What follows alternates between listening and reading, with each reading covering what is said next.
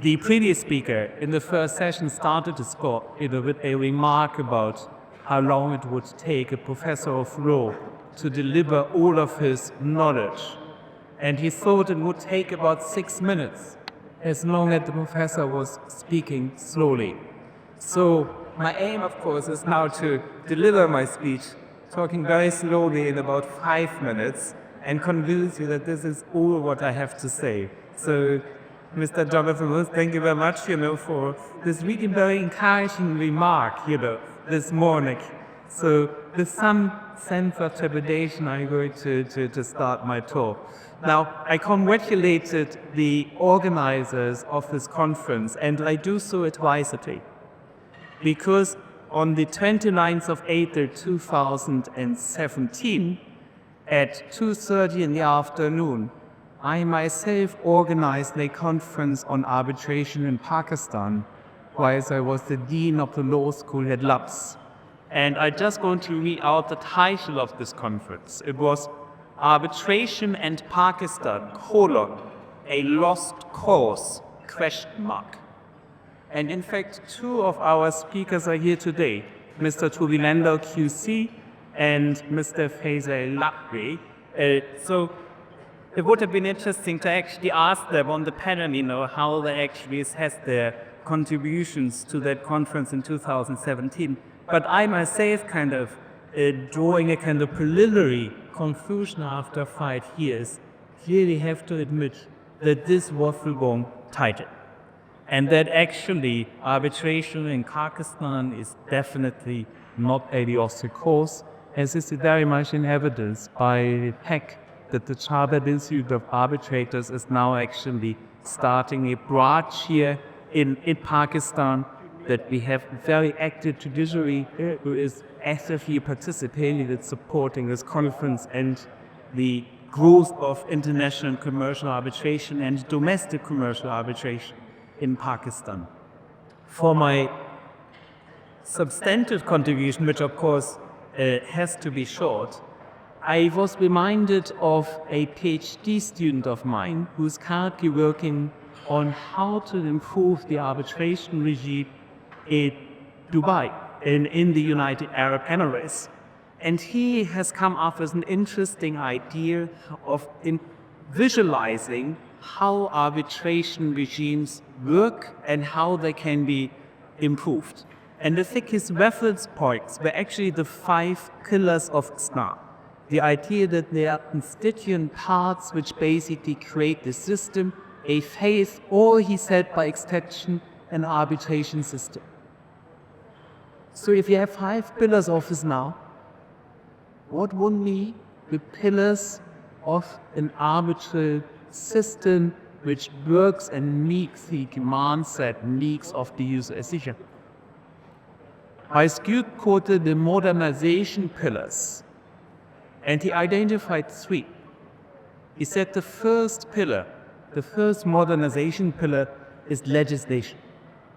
You need to have this kind of reflects actually remarks, introductory remarks, very insightful remarks of the Honorable Judge. Namely, you need good legislation. I want to put it and more sophisticated than say good legislation, because I think we all now know that the arbitration regime, at least as far as domestic arbitration is concerned to Pakistan, is deficient and needs to be improved. I think it is fair to actually just call a spade a spade. The second modernization pillar, actually in that PhD thesis, is a good judiciary. A judiciary which is supportive of arbitration, the domestic or international. And I think you can also see that in Pakistan this actually is now happening. And we see very much evidence at this conference. The third organization pillar identified is arbitral institutions. So my PhD student looking at the arbitration scene in UAE says, well, actually, unless we have functioning arbitral institutions, we are not going to be able to actually go at properly arbitration system. And again, the Ciarb Institute of arbitrators, once we can see that an organization like this would really kind of bring value into the arbitration system in Pakistan. Now, I've been supervising the thesis for a while, and it is really worthy when I was actually here on my way from Islamabad to Lahore piece of paper that I realized that actually, this modernization pillars are incomplete.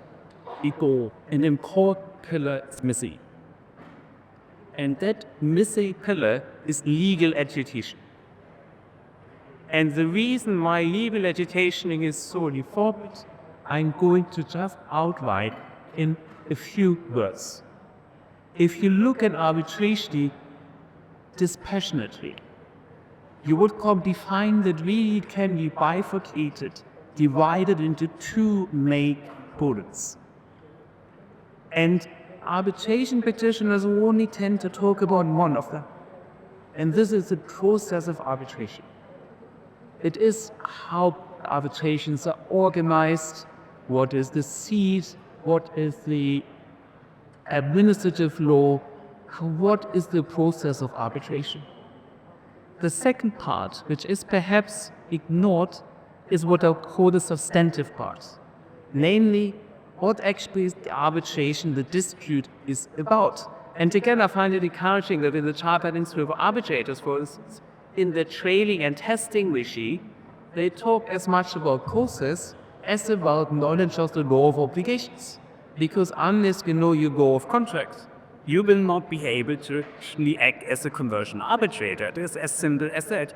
As nice with the retired and as smooth you are in the arbitration process of sealing side, if the remote actually suffers because it doesn't understand the law, it will be unenforceable to challenge. Now, in terms of what can be improved, this is of course the brief of our panel. So in terms of process, of course, we actually have a lot of resources. We have arbitral rules of a number of arbitral associations, the ACA, the ICE, we have regional arbitration centers which have their own rules from Saudi Arabia, Oman to DIFC, to DIAT. And I know it sounds perhaps a bit presumptuous, but actually on the whole, as an arbitrator, these groups are very approachable. They're quite similar. There might be something in difference. So if I go and arbitrate in Saudi Arabia, I have to make sure that my award is enforceable as a matter of Sharia. If I advise parties to arbitrate with the DFC, ACA, I would say, well, actually, when it still existed, if you put a deposit there, it would earn interest. But if you have the deposits of your fees in London under the ACA London rules, it will earn an interest on your deposit. But these are kind of small differences. So in terms of process, I think Pakistan would not face that many challenges because starting an arbitrate institution, perhaps attached to a university, as one where I used to be a dean at Laos, I think that wouldn't be so difficult to do. But what about the second component, the substance, the application of the law? I think it is clear actually that in some ways domestic arbitration and host countries of arbitrations perhaps have the greatest need of development. So if I look, for instance, at Pakistan, I find that many lawyers I meet actually have obtained the University of London LLD degree, and that took quite a few years to actually learn about Pakistani law. So if they act as arbitrators or counsel in arbitration seated in Pakistan and governed by Pakistani law, actually the English LLD do not become a heat answer. And this now, in a kind of circular fashion, brings me back to the fourth modernization pillar, legal education. I think it is here that Pakistan really needs to invest more, but has also already achieved a lot. So when I was the dean of the law school at Lumps, it was still possible to get a law degree within 3 years. at LUMS was one of the very few universities that actually demanded the 5-year LLB.